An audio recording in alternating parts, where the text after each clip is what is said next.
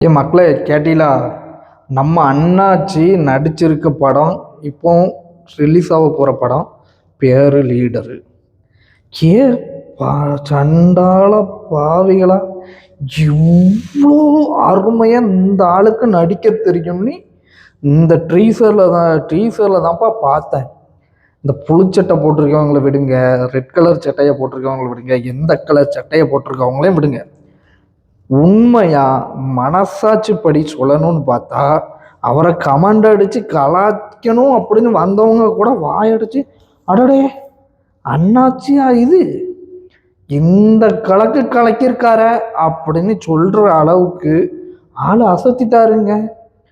ஒரு பெரிய industrial area, அப்படியே அந்த ஏரியா ஃபுல்லும் கண்டெய்னரா லாரிக்கு டயருக்கு கீழே 2-3 பேர் செத்து கிடக்கிற கண்டிஷனில் கிடக்கானுவன்.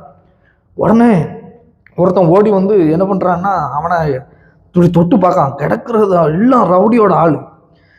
என்ன ஆச்சு இவனுக்கு அப்படின்னு சொல்லிட்டு ரவுடியோட கேங்கு பாஸ் வந்து கால் பண்ணுறாப்புல.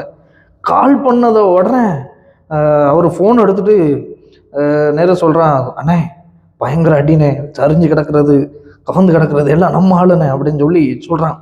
சொன்னோன்னே என்னடா சொல்கிற, என்ன ஆச்சு அப்படின்னு சொல்லி கேட்கும்போது அவர் சொல்கிறாரு, நம்ம கேங்கை வந்து இந்த அளவுக்கு அட்டாக் பண்ணது யாரா அப்படின்னு சொல்லிட்டு கேங் லீடர் கேட்கும்போது அவன் சொல்கிறான், கேங் லீடர் என்ன கேட்காருன்னா சிபிஐயா, இன்டெலிஜென்ஸா, போலீஸா, யாரா, அரசியல்வாதியா?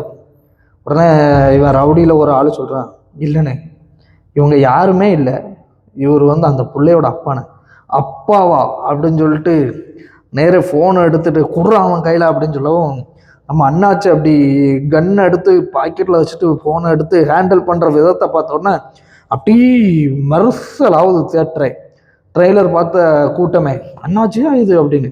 அந்த அக்கில் நேரே அண்ணாச்சி அப்படி கன் எடுத்து வச்சுட்டு ஃபோனை அப்படி எடுத்துட்டு அப்பாடா அப்படின்னு ஒரு டைலாக் காட்டிப்பார். பின்னிட்டா இருப்போங்க மனுஷன்.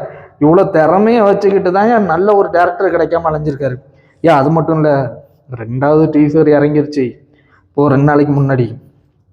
படம் பார்த்தீங்கன்னா பெரிய பெரிய வில்ல மாதிரி பெரிய பெரிய கிராபிக்ஸ் எல்லாம் அடிச்சு தும்சம் பண்ணிட்டாங்க.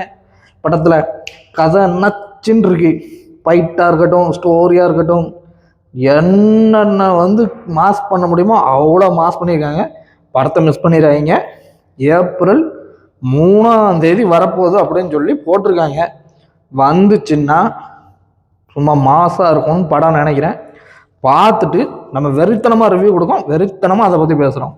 அவரா நம்மளே நம்மளோட சேனலை மறக்காமல் சப்ஸ்கிரைப் பண்ணிடுங்க, ஃபாலோ பண்ணிடுங்க. கரெக்டா?